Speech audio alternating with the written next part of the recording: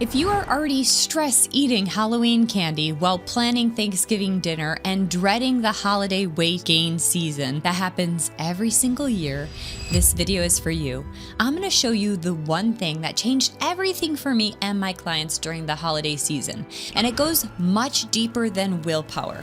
I'm Carly, a functional nutrition coach, and I have helped over 100 busy moms lose weight without exercising by addressing what actually is driving their eating patterns. Today, I'm sharing the most important strategy that will transform how you feel during the holidays, and it has nothing to do with restriction or willpower. Let's be honest about what holidays actually look like for moms. Halloween candy is still sitting on your counter calling your name after you've put the kids to bed and it's finally quiet. Planning Thanksgiving dinner while the kids are asking for snacks and you have so many chores to do to get caught up. You're exhausted, overwhelmed, and food becomes your comfort. You think the only options are to restrict everything or gain 10 pounds this year. Here's what I discovered. The solution isn't really about the food at all. Let me tell you when this finally clicked for me personally.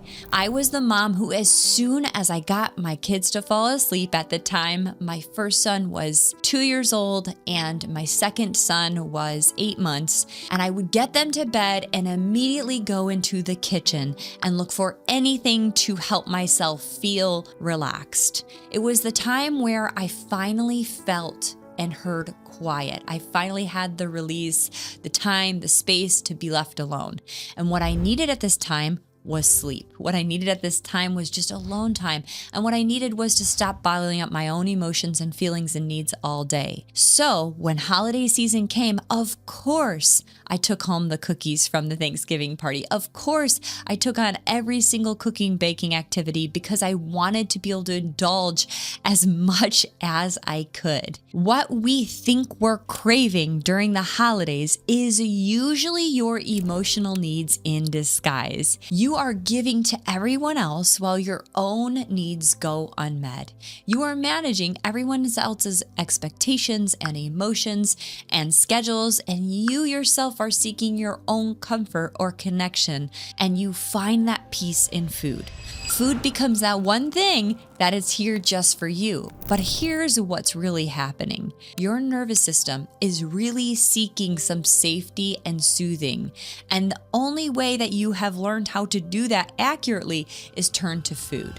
But here is what no one is talking about. Most emotional eating patterns were formed in childhood, and they're often revolved around your food and family gatherings. Let me share some specific examples that might feel really familiar to you. When you're 6 years old at your Christmas party, one part of your break was when you finally got to go and make gingerbread houses and the table was filled with marshmallows and licorice and all of these different foods. You find yourself snacking here and there on these little bits of food, and you realize that you're not even hungry. And after you get done eating all this, you start to feel like you're in that food coma.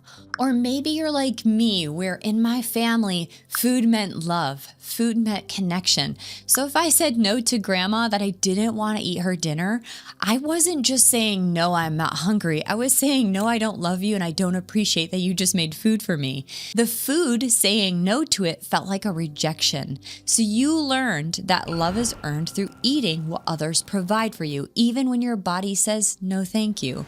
The deeper wound might be that you never learned what your body actually needs and that your body signals actually mattered. Food became a way to earn approval instead of respond to hunger. One of my clients shared with me the story about when she would ride the bus home, and the bus was a time where she oftentimes would get picked on as a kid. So as soon as she got off the bus, she would get home, get on her bike, and ride to the local bakery to get herself a coffee and a chocolate chip cookie. In that moment, when she felt unsafe or not certain in her body, her food became the only thing that was available for her to soothe her feelings of fear and also wanting safety and craving comfort. So you learn that these feelings are actually handled or taken care of with the comforts of food. Fast forward to now, every time you feel that tension, the stress, the chaos in the holidays, you're automatically going to reach for that food. It's not about hunger. It's about reacting to that childhood safety mechanism. These patterns will tend to show up in the holidays because our family dynamics can activate those old wounds and roles, and food is everywhere, so it's super easy to reach for that comfort. And there's an increase in expectations to make us feel good or reliving the rituals that you have done since your childhood. The result, you're not really just eating the Halloween candy or the Thanksgiving leftovers. You're actually soothing this little girl inside of you who never really learned how to handle these emotions. So, before reaching for food when you're not physically hungry, I want to give you some tools to actually help yourself. Pause and breathe for 30 seconds. Just ask yourself, how do I feel right now? Are you noticing that you're extremely stressed or overwhelmed or tired? Identify the emotion without any judgment and just ask what I would need to feel better in this space outside of food. Give that to yourself. So maybe what you need to feel is just a place of quietness. I know for me, oftentimes in being raised in a large family, it was overwhelming for me to hear everybody chattering in a really small room. What I sometimes wanted was just like some space outside and just give that thing to yourself that you're actually craving. In doing this, you are actually learning how to honor your body's hunger and fullness cues. You're actually giving yourself permission to feel the emotions without just numbing them out with food. You're setting boundaries around food and family dynamics, and you're choosing nourishment over performance. Remember that you're not broken or wrong for using food as comfort. You have developed a brilliant system as a child to help you feel safe and to survive. Now, in this moment, with this deeper understanding, you have a chance to actually make sustainable changes in your life. One of my clients, Sarah, realized that she was binge eating every time her mother criticized her with her cooking, just like she did when she was 10. Nothing was ever good enough, or so she felt. Once she recognized this pattern and she started to reparent herself by acknowledging all of her efforts, she was able to set gentle boundaries. The compulsive eating stopped and she started to enjoy occasionally a holiday treat, but she wasn't using them anymore to soothe this wounded little girl inside who wanted the approval of her mother. Now, here's what I want you to remember. Your holiday eating struggles aren't about willpower. They're about unhealed childhood wounds around food, family, and your self-worth.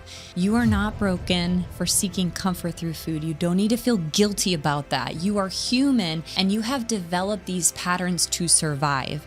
The solution isn't another restriction plan. It's actually learning to actually recognize when you are triggered into this pattern and choose to reparent, rewire yourself with the love, the boundaries, the support that you need in that moment.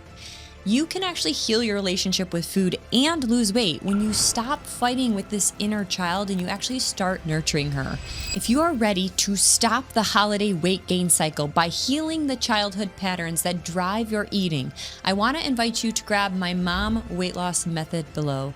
It goes far beyond food strategies. It helps you actually understand and heal the emotional patterns that have been keeping you stuck. Besides, that little girl inside you deserves to finally feel safe, seen, and actually nourished in ways that actually truly heal.